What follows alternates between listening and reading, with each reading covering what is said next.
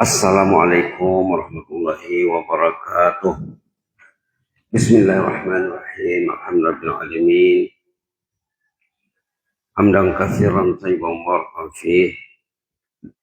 Hamdan yuafi ni'amahu yukafi'u mazidahu ya rabbana lakal hamd. Kama yanbaghi li jalali wajhikal karim azimi sultani. Wassalatu wassalamu ala sayyidina wa habibina wa syafi'ina maulana Muhammad وعلى آله وصحبه وسلم تسليما كثيرا برحمتك يا أرحم الراحمين يا أرحم الراحمين ارحمنا برحمتك الواسعة وعافنا وعلى طاعتك وشكرك عنا اللهم زدنا ولا تنقصنا وأكرمنا ولا تهنا وأعطنا ولا تحرمنا وأثرنا ولا تؤثر علينا وأرضنا وارض عنا. Alhamdulillah, sahabat-sahabat seiman, sahabat-sahabat se-Islam yang dirahmati Allah, yang masih sabar sejenak duduk di Masjid An-Nur setelah selesai menunaikan salat fardu subuh berjamaah pagi Jumat yang penuh berkah, kita memuji Allah karena Allah masih mendekatkan hati kita ke rumahnya, dan salawat beriring salam ke atas Rasulullah SAW. Allahumma salli ala sayyidina Muhammad wa ala sayyidina Muhammad kama sallaita wa barakta ala sayyidina Ibrahim wa ala ali sayyidina Ibrahim fil alamin innaka Hamidum Majid. Seperti biasa di pagi Jumat kita ambil 1-2 ayat dari ayat yang kita dengar dalam salat, surah As-Sajdah dan surah Ad-Dahar atau surah Al-Insan. Hari ini kita ambil surah Sajadah saja, ayat 13, halaman 416. Surah Sajadah seperti yang diketahui semuanya 30 ayat. Surah Al-Insan 31 ayat. Kedua-duanya 61. Kita ambil satu. Ayat 13. Allah memperingatkan di sini, a'udzubillahi minasyaitonirrajim. Walau syi'na la'atayna kulla nafsin hudaha walakin haqqal qawlu minni la'amla'anna jahannama minal jinnati wan nasi ajma'in. Nas'alullah al-afiyah. Ayat ini ayat yang menakutkan. Dalam Quran dari awal sampai akhir ada ayat yang menggembirakan, ada ayat yang menakutkan. Ayat 13 ini menakutkan, memberi berita yang menakutkan. Sama dengan ayat 12, 13, 14. Ayat 15, ayat 16, 17, ayat yang menggembirakan. Bila kita baca Quran, sepatutnya bila terjumpa, terbaca, terdengar ayat menggembirakan, kita mesti happy. Raja namanya. Bila kita terbaca, terdengar ayat yang menakutkan, kita mesti takut. Begitulah pendidikan Al-Quran. Jadi manusia mukmin yang berinteraksi dengan Al-Quran antara khauf dan raja, antara takut dan harap. Begitu seharusnya kita baca Quran, kita coba memahaminya, terjumpa ayat menakutkan, takut kita, namanya khauf. Terjumpa ayat yang menggembirakan, gembira kita, happy kita, raja namanya. Begitu ya.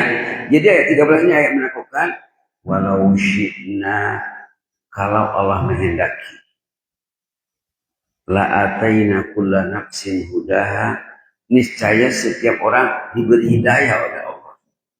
Tidak ada yang tak ke masjid.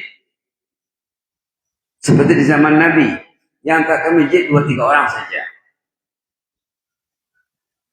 Walau syi'na, kalau kami menghendakilah, kata Allah, la'atayna kulla nafsin hudaha, setiap orang, setiap individu, setiap personil diberi hidayah, dibimbing oleh Allah. Kalau kami menghendaki, tapi tidak, yang diberi hidayah itu dipilihnya. Orang sama-sama tidur di malam hari, tapi ada yang berniat nak tahajud dan ke masjid, Ada yang tak berniat nak tahajud tak ke masjid. Ada yang tak salat pun ada. Auzubillah. Jadi begitulah. Walau syi'na, kalau kami menghendaki kata Allah, la ataina kulla nafsin hudaha. Niscaya kami berikan setiap orang hidayah. Dibimbing Allah. Walakin, tetapinya, namun, haqqal qawlu minni, sudah muktamad, sudah tetap keputusan Allah, apa? La amla anna jahannama minal jinnati wal nasi ajma'in. Neraka jahanam itu akan dipenuhi oleh manusia dan jin, mayoritas yang masuk neraka itu mayoritas, Pak. Yang masuk neraka itu mayoritas. Takut kita ini. Coba kita lihat lanjutan ayat ini ada di belakang. Siapa-siapa yang akan masuk neraka jahanam itu. Coba lihat di belakang nanti suratul A'raf. Kriterianya, sifat-sifatnya. Subhanallah. Nah, jadi baca Quran mesti begitu Pak ya. Halaman 174 ayat 179. Ayat 13 surah Sajadah bisa dikaitkan dengan ayat sebelumnya.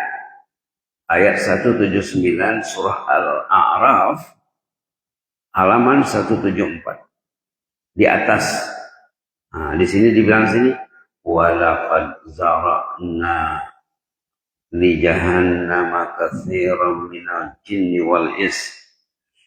A'udzu billahi minasy syaithanir rajim. Walaqad zara'na li jahannama katsiran minal jinni wal ins. Lahum qulubun la yafqahuna biha wa lahum a'yunun la yubsiruna biha wa lahum adhanun la yasma'una biha ulaika kal an'ami bal hum adall ulaika humul ghafilun. Na'udzubillah.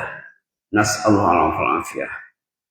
Allahumma inna nas'aluka al-afiyah. Bila kita membaca, mendengar ayat menakutkan, kita dianjurkan, disunatkan menyebut doa Allahumma inna nas'aluka al-afwa wal-afiyah. Ya Allah, lindungilah kami ya Allah, jagalah kami ya Allah. Begitu cara berinteraksi dengan Quran diajar oleh Nabi. Bila terbaca ayat yang menakutkan, kita minta perlindungan Allah. Bila terbaca, terdengar ayat yang mengembirakan, diminta, ya Allah, aku mau ini ya Allah. Begitu cara berinteraksi dengan Al-Quran. Walaqad zara'na li jahannam.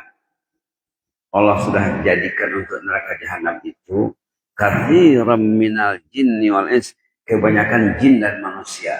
Tadi di dalam surah Sajadah minal jinnati wan nas.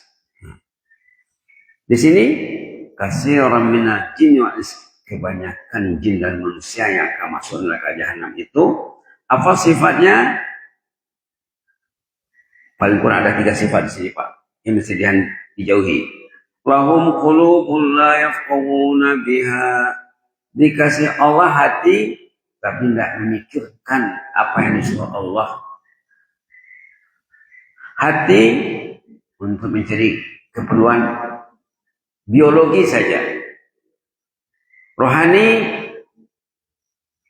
tercicir. Walahum a'yunun la yubsiruna biha. Ada mata tapi tidak menggunakannya kepada yang sepatutnya. Sepatutnya baca Quran, baca buku. Walahum adhanun la yasma'una biha. Ada telinga tak mau mendengar. Tidak bisa mendengar. Tidak tahan.